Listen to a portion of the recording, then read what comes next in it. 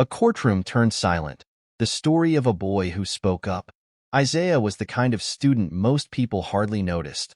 A quiet, 14-year-old black boy with a presence so subtle that he seemed to fade into the background. Every morning, he slipped into Mrs. Emerson's classroom, always choosing the farthest seat from the board. His downcast eyes avoided meeting anyone else's, and his movements were deliberate, as if to avoid drawing even the slightest attention. Mrs. Emerson, however, was not the type to overlook her students. Her sharp instincts, honed through years of teaching, told her that Isaiah's silence wasn't mere shyness. There was a sadness in his demeanor that seemed to weigh him down, a heaviness that hung in the air around him like a storm cloud. She often noticed the faint bruises peeking out from beneath his long sleeves. When she gently asked him about them, his responses were always the same: a small shrug, a whispered, "I'm fine," and a hasty retreat before she could probe further. Isaiah lived with his foster parents, Paul and Marcy Sterling, a couple who were practically royalty in their small, tight-knit town. The Sterlings were the picture of generosity and goodwill, hosting lavish charity galas and attending church every Sunday with radiant smiles. To the outside world, they were saviors, kind-hearted people who had opened their home to a boy in need. But to Mrs. Emerson, something about their perfect image felt wrong. Isaiah carried himself with the kind of quiet dread that no amount of charitable events or photo ops could mask.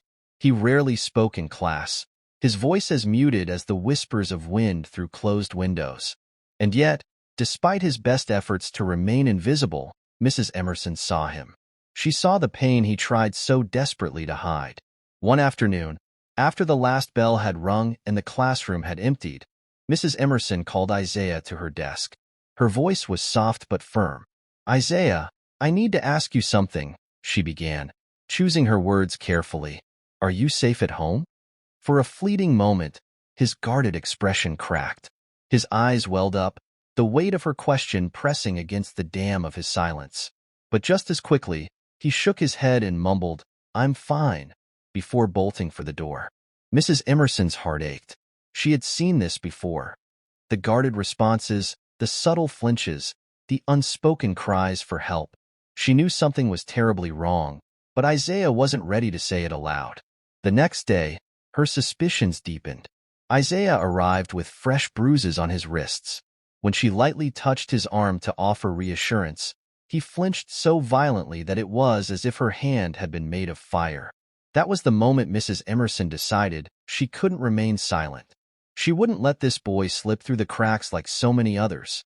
After school, she made the call to Child Protective Services, CPS. Her voice trembled with a mix of anger and urgency as she explained her concerns. The bruises, the flinching, the sadness that clung to Isaiah like a second skin. She laid it all out, hoping it would be enough. The mask cracks. The following week, a CPS investigator visited the Sterlings' home. Paul and Marcy, ever the consummate performers, welcomed the investigator into their immaculate living room. Laughter rang through the air as they spun a well-rehearsed narrative about Isaiah's supposed clumsiness and his difficulty adjusting to a stable environment. Isaiah sat silently on the edge of the couch, his gaze fixed on the carpet. He looked small and fragile, as if the weight of the room's expectations might crush him at any moment. When the investigator asked him directly about the bruises, his response was barely above a whisper. "I just fell," he said, his voice flat and mechanical. It was enough to satisfy the investigator, who left the home without pressing further. Paul and Marcy's facade had held, for now. But Mrs. Emerson wasn't about to give up so easily. She began documenting everything. Every bruise she noticed, every time Isaiah flinched, every whispered remark from his classmates who had overheard Paul berating him outside the school. Her notes painted a grim picture, a pattern of neglect and emotional abuse that couldn't be ignored. Meanwhile, life for Isaiah behind the Sterlings' closed doors grew even darker. Paul and Marcy, emboldened by their ability to deflect suspicion, became harsher. They locked Isaiah in his room for hours without food, berating him for being ungrateful.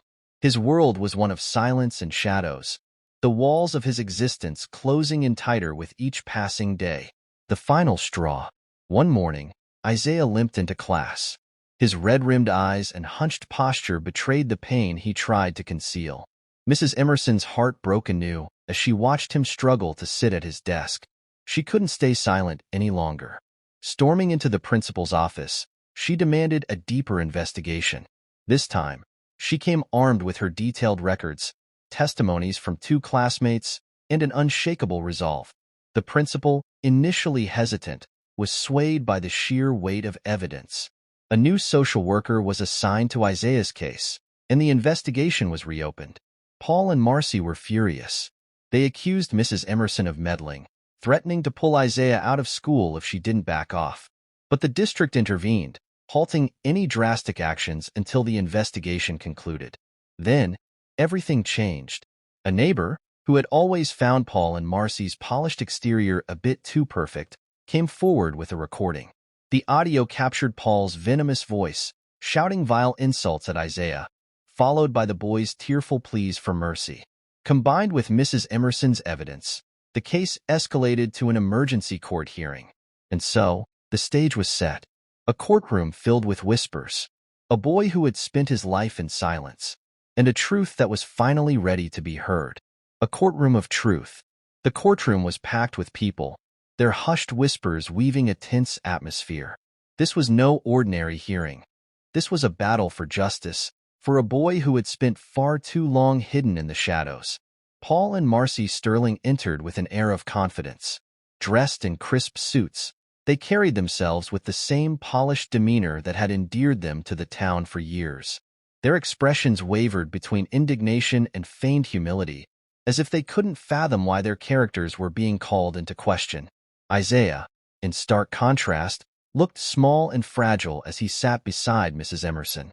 His thin frame seemed to disappear into the bench, and his trembling hands clutched its edge like a lifeline. Every glance from Paul sent a silent warning, a reminder of the consequences he would face if he spoke out. Presiding over the hearing was Judge Evelyn Carter, a stern woman known for her no-nonsense approach and unyielding pursuit of justice. As she took her seat, the murmurs in the courtroom stilled, replaced by an almost deafening silence. She began the proceedings by meticulously reviewing the evidence. Mrs. Emerson's notes were presented first. Page after page detailed Isaiah's bruises, his flinches, and the subtle signs of emotional abuse. Next came the testimonies of 2 classmates who had overheard Paul shouting at Isaiah outside the school. The neighbor's audio recording was last. As the audio played, the courtroom held its breath. Paul's voice, harsh and venomous, filled the room. "You're worthless. You'll never be anything," he shouted on the recording, his words dripping with cruelty. In the background, Isaiah's broken sobs cut through the air like a knife. Gasps rippled through the audience, and even Judge Carter's stoic expression faltered for a moment. Paul's defense attorney wasted no time attempting damage control.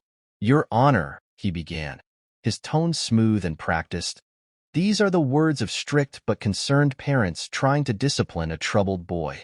Isaiah has had difficulty adjusting, and the Sterlings have done everything in their power to help him. This is being blown out of proportion. The argument might have carried weight if not for the overwhelming evidence." The boy who spoke. Then came the moment everyone had been waiting for. Isaiah was called to the witness stand. The courtroom seemed to hold its collective breath as he rose from the bench. His steps were hesitant, his shoulders hunched, as though he were walking toward an invisible weight pressing down on him. As he settled into the witness box, he avoided looking at Paul, whose piercing glare felt like a tangible threat. The defense attorney wasted no time in his line of questioning. "Isaiah, can you tell the court how you got those bruises on your arms?" the attorney asked, his voice calm but pointed. I fell," Isaiah stammered, his voice barely audible. The attorney pressed further. "You've told others the same thing before, haven't you? That you're clumsy?" Isaiah nodded, his gaze fixed on the scuffed wood of the witness box. Mrs. Emerson watched from the sidelines, her heart breaking for the boy who had endured so much. She silently willed him to find his courage, to speak the truth that had been buried beneath layers of fear and silence. Judge Carter raised a hand, signaling the attorney to back off. Her tone softened as she addressed Isaiah directly. "Isaiah," she said gently, I need you to answer honestly.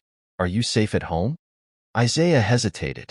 The room seemed to close in around him, every eye trained on his trembling form. Memories flooded his mind. Paul's threats, the nights spent locked in his room, the constant fear that had become his normal.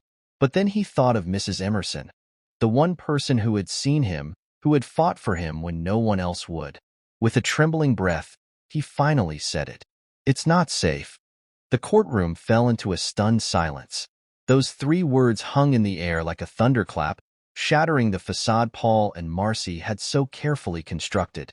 Judge Carter leaned forward, her voice both urgent and kind. Isaiah, can you explain what you mean by not safe? Tears streamed down Isaiah's face as he spoke. They hurt me. They lock me in my room. They say I'm worthless, that no one would believe me if I told anyone. His voice cracked, but he forced himself to continue. They said if I talked, they'd make it worse. The defense attorney immediately objected, claiming the judge was leading the witness. Judge Carter silenced him with a firm glare. The boy is speaking his truth, she said. Let him finish. When the neighbor's recording was replayed, this time alongside Isaiah's testimony, the weight of the evidence became undeniable. Paul's venomous words echoed through the room once more, interspersed with Isaiah's quiet sobs. The courtroom gasped again, and even some jurors wiped away tears. Judge Carter turned back to Isaiah, her expression softening. Thank you for your bravery, she said. This court will ensure that you're protected. The Sterling's masks shatter. Paul and Marcy's composure crumbled in an instant. Paul shot to his feet, his face red with anger. This is outrageous, he shouted, pointing an accusatory finger at Mrs. Emerson. You did this. You turned him against us. Marcy dissolved into tears, clutching her face as she sobbed dramatically. We only wanted to help him, she wailed. We took him in when no one else would.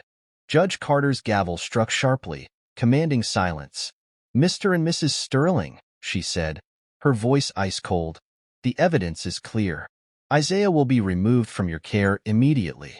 Charges of neglect and emotional abuse will follow. Isaiah's tears flowed freely, but this time they weren't tears of fear. They were tears of relief. Mrs. Emerson placed a comforting hand on his shoulder and whispered, You did it. For the first time in what felt like forever. Isaiah felt the weight on his chest begin to lift. A new beginning. Outside the courtroom, the world seemed brighter, as if the storm that had loomed over Isaiah's life for years had finally passed. Reporters swarmed the courthouse steps, shouting questions and jostling for answers. Mrs. Emerson shielded Isaiah as they slipped out through a side exit, avoiding the chaos. For the first time, Isaiah felt a glimmer of hope. He was free. In the days that followed, the small town was rocked by the revelations from the courtroom. Paul and Marcy Sterling's once pristine reputation was in tatters. Neighbors who had once sung their praises now whispered about their true nature. The Sterling home, once bustling with charity events and gatherings, now stood eerily quiet. The couple faced charges of neglect and emotional abuse, and their fall from grace became the talk of the town. But for Isaiah, the focus wasn't on the Sterlings anymore. It was on rebuilding his life. Isaiah was placed with a new foster family, the Wilsons. Unlike the Sterlings, the Wilsons weren't concerned with appearances or public approval. They specialized in helping children who had endured trauma, creating a safe and supportive environment for healing. Their home was warm and inviting, with walls painted in soft, calming colors and shelves lined with books and art supplies. When Mrs. Emerson visited him a week after the court hearing, she found him in a sunny bedroom painted a soothing blue. The room was simple but filled with small, comforting touches. A soft quilt on the bed, a desk covered with sketchbooks and pencils, and a window that let in streams of golden sunlight. Isaiah greeted her with a shy smile, holding up a new sketch he'd been working on. The drawing was vibrant and full of life, a stark contrast to the bleakness that had once consumed his work. I joined the art club, he said, his voice tinged with pride. Mrs. Emerson's heart swelled. You deserve this, Isaiah, she said gently.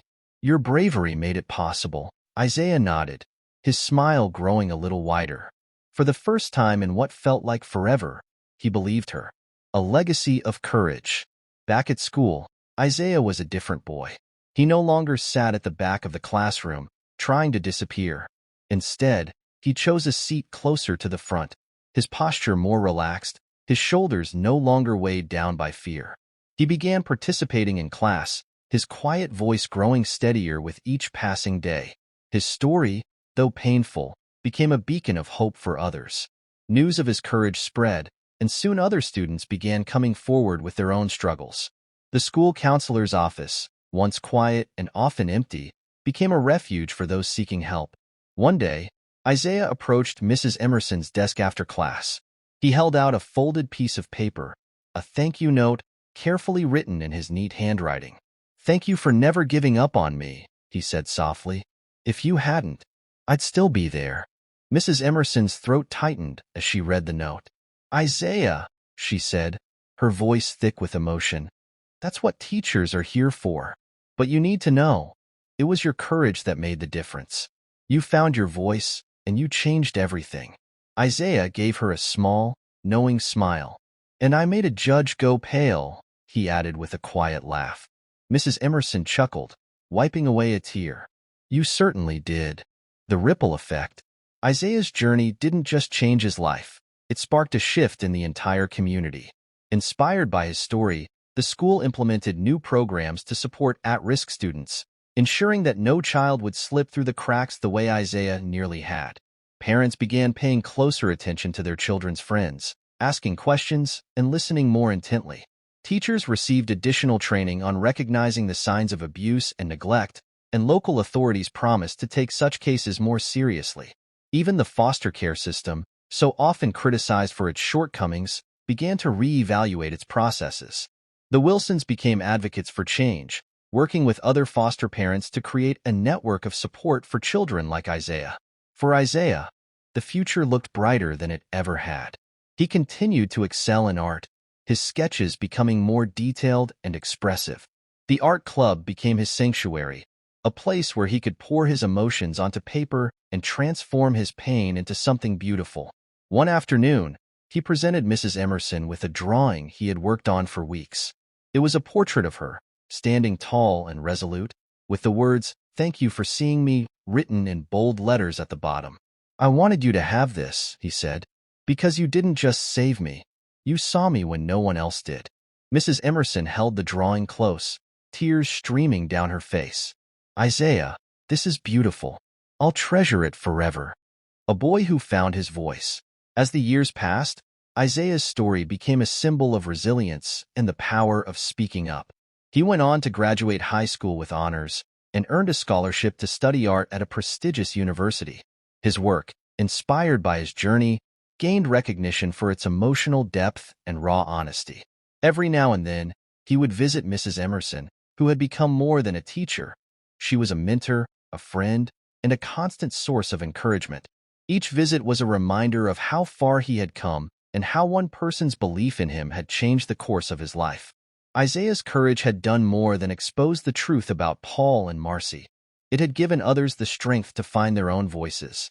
And in doing so, it proved that even the smallest whisper of truth could echo louder than the most deafening silence.